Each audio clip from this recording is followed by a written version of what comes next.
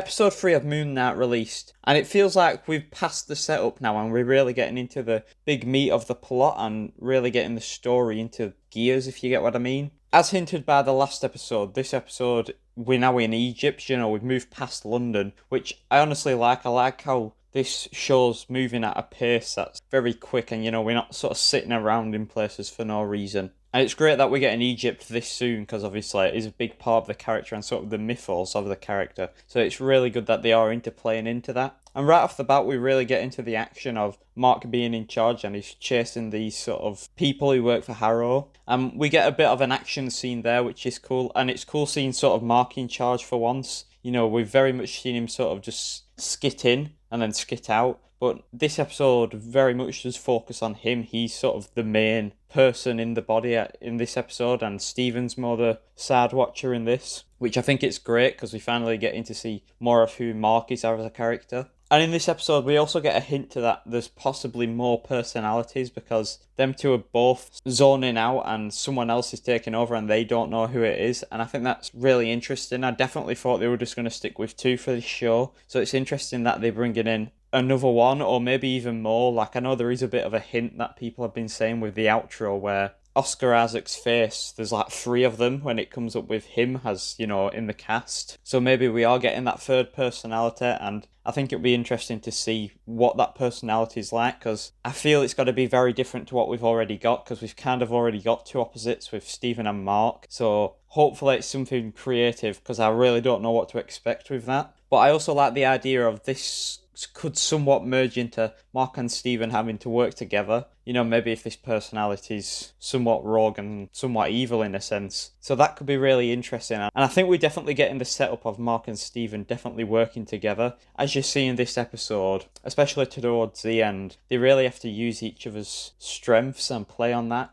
And hopefully this just builds throughout the series until they build this somewhat symbiotic link. And I think that's definitely sort of the story these 2 characters are going to go through, where it's about trusting each other and, taking advantage of each other's strength. We also see that Harrow's gang has already arrived at the location that they're looking for, and they're just starting to dig. They're literally there at the beginning of the episode, and it's more about Mark/Steven and his wife Layla trying to find out where that place is, which is not what I expected. I definitely expected more of a chase to sort of go in where he's sort of tracking them down, rather than this sort of... It felt a bit side quest-esque to get this sort of map off this mummy, which I'm not going to lie, felt a bit filler-esque, you know what I mean? It felt like something to just put there so they could have like an action scene, or you get what I'm saying there? I don't know why they couldn't have just done it through them tracking down instead of sort of bringing in a MacGuffin for them to go after. I felt that was a bit odd, but, it's not like awful or anything, but the rest of the show sort of paced really well, and that was a bit of a hiccup there to me personally. Some people probably might not even have picked up on it, but to me it just felt a bit... the pace kind of slowed down there in terms of,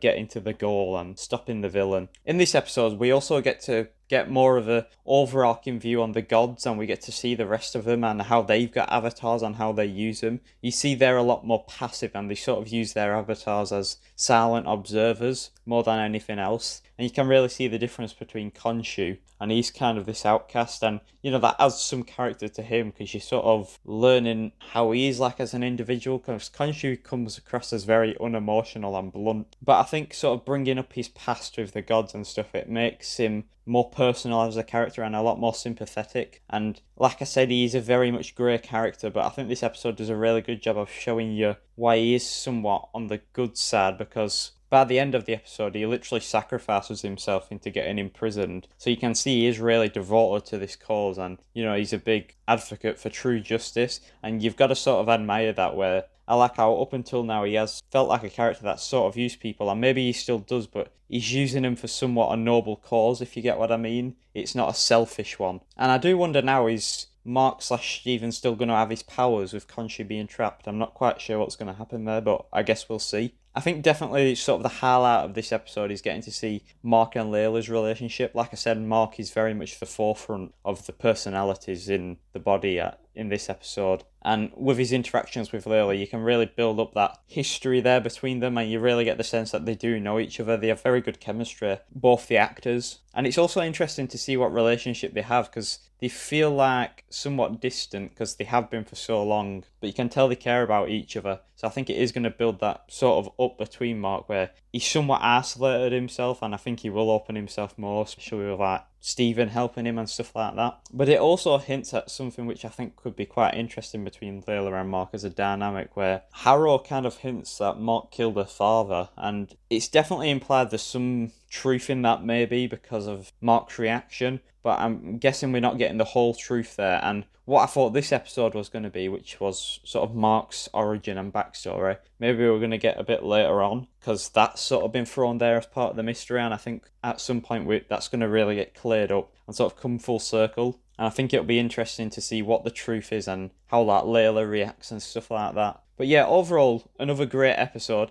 I do think this was the weakest so far, because their little side quest of them sort of finding the map to where they are was a bit filler-esque, if you get what I mean. I'd have much preferred just a straight sort of chase after the villains, tracking them down in a more direct sense. But that's not to say what we got was bad. I still very much enjoyed it, and it's leagues above every other Disney Plus Marvel show, and it's definitely worth the watch. You know, we're halfway through now, so if you haven't watched it yet, you know, this is a good point to jump on. You've got 3 episodes to watch straight away. So yeah, I can't wait to see what comes next, and like I said, we're halfway through, so hopefully the next half will be even better. Alright, see ya.